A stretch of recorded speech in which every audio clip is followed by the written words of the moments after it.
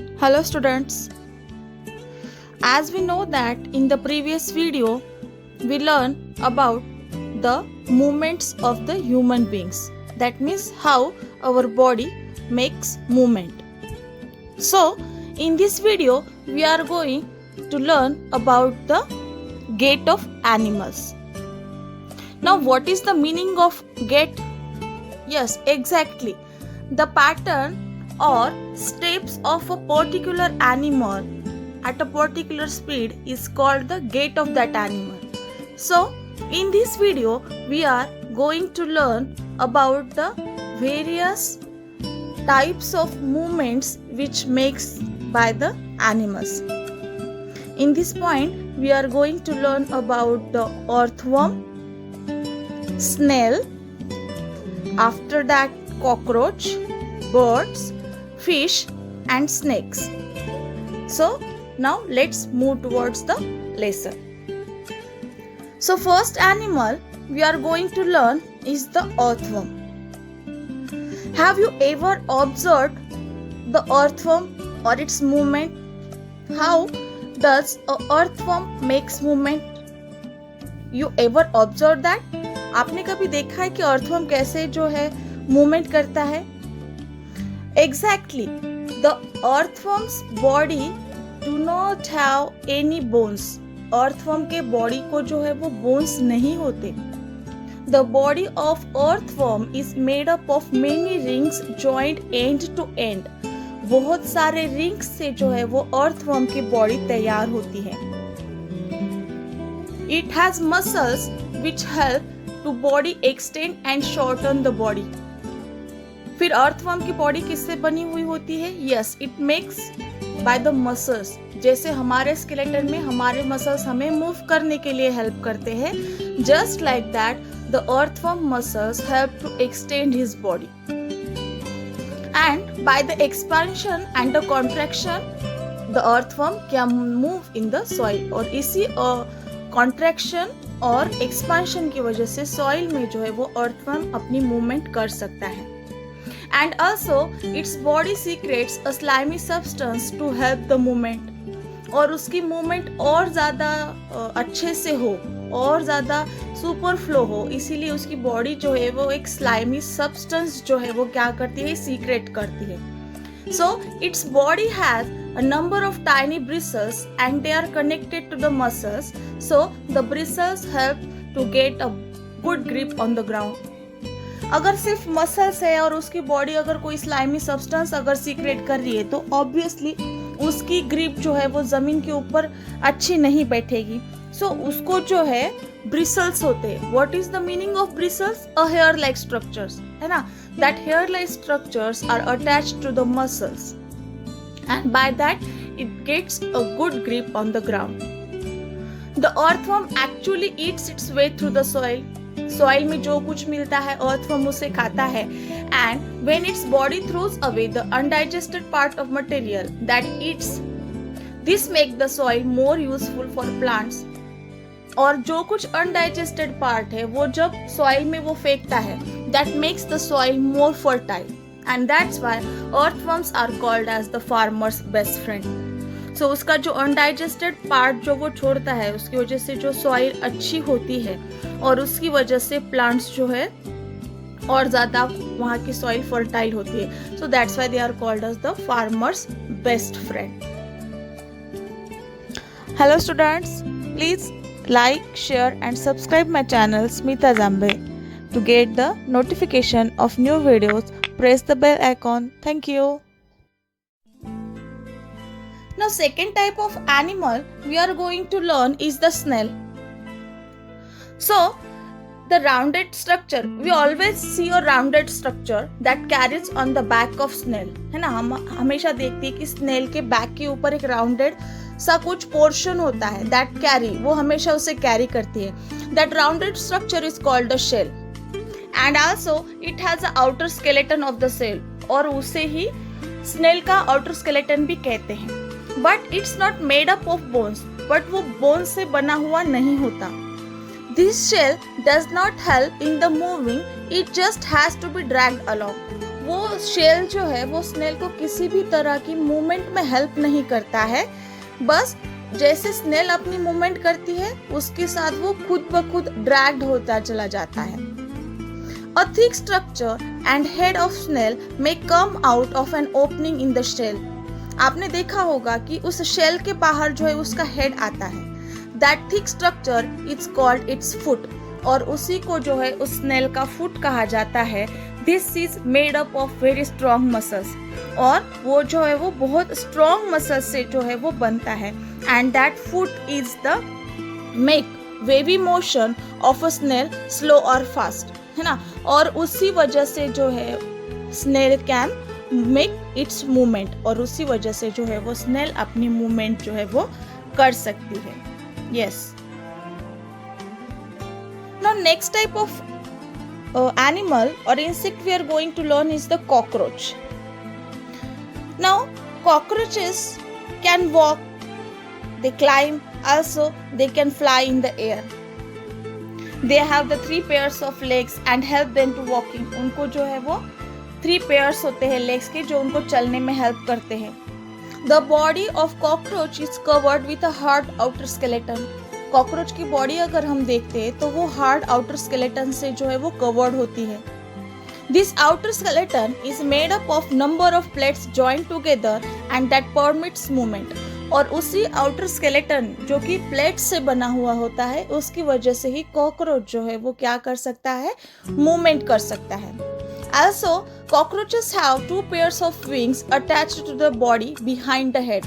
उसके हेड के पीछे ही कॉकरोच को जो है वो पेयर होता है विंग्स का, to fly in the air. The muscles move the wings when they flies, और मसल्स जो है वो क्या करते हैं जब कॉकरोच फ्लाई करते हैं एट दैट टाइम उसके विंग्स को जो है वो हेल्प करते हैं। In this way cockroaches can make their movement. Have you ever see the birds? आपने बर्ड्स कभी देखे? या obviously we all see the birds. So there are so many types of birds. Birds can fly, they can walk on the ground, and some birds like swan or duck, they can swim in the water also. वो water में swim भी कर सकते हैं। So how can birds fly? The birds can fly because their bodies are well suited for flying. उनकी bodies जो है वो flying के लिए बहुत ज़्यादा अच्छे से बनी हुई होती हैं। Their bones are hollow and light. Obviously उनके bones जो है वो बहुत ज़्यादा हल्के और hollow होते हैं। Hollow means empty. So it can makes them easy to fly in the air. So their hind limbs are used for walking. Hind limbs यानी कि जो उनके आगे के पैर होते हैं या hind limbs है ना, जिसे हम कहते हैं, वो जो है उनको walking के लिए help करते हैं। The bony part of 4 limbs are modified as wings. 4 limbs जो होते हैं वो आगे के पैर हैं जो उनको क्या करते हैं, विंग्स में कन्वर्ट हो चुके हैं, इसीलिए उनको फ्लाइंग में हेल्प करते हैं। उनके शोल्डर बोन्स जो है वो स्ट्रॉन्ग होते हैं because their wings are attach to the shoulders. The breast bones are modified to hold the muscles of flight which are used to move wings up and down, है ना। Flapping करने के लिए जो उनके ब्रिस्ट बोन्स होते हैं वो मसल्स में मॉडिफाइड होते हैं ताकि वो फ्लाई करते वक्त they can flap their wings. So we can see that the bird can fly very easily in the air. Now moving towards the fish. Students, have you ever see the shape of boat? Yes, exactly. The shape of boat is like somewhat fish.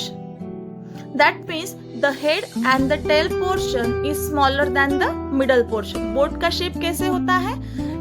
आगे और पीछे जो है वो small होता है and it makes broad in the middle.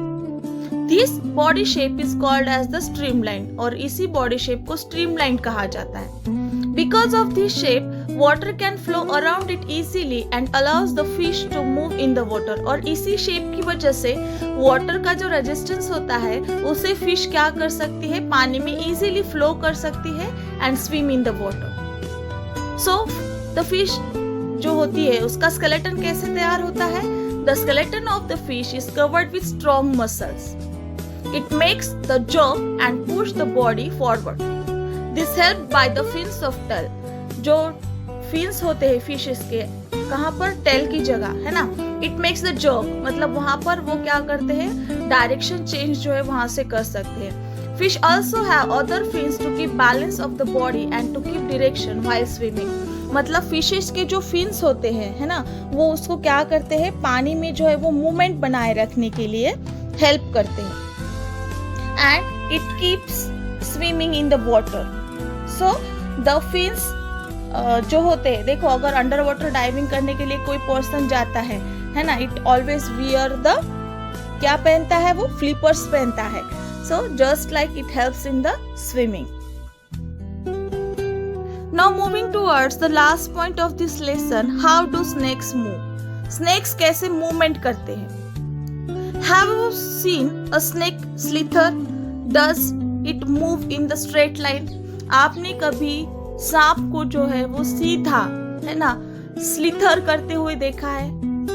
Obviously not. Snakes have a long bone. अभी हम देखेंगे how snakes make a movement. Snakes have a long backbone. They have many thin muscles on it, and that muscles are interconnected to the ribs, backbone, and the skin of the snake. And जो snake की body होती है, the snake's body curved into many loops, and each loop give him to forward push on the ground. मतलब जैसे कि हमने earthworm में देखा था कि उसकी बॉडी रिंग से बनी हुई है, जस्ट लाइक दैट स्नेक की बॉडी जो है वो लूप से बनी हुई होती है, और हर एक लूप जो है अपनी सेपरेट क्या करता है, मूवमेंट करता है. कौन सी दिशा में, इन अ फॉरवर्ड डायरेक्शन.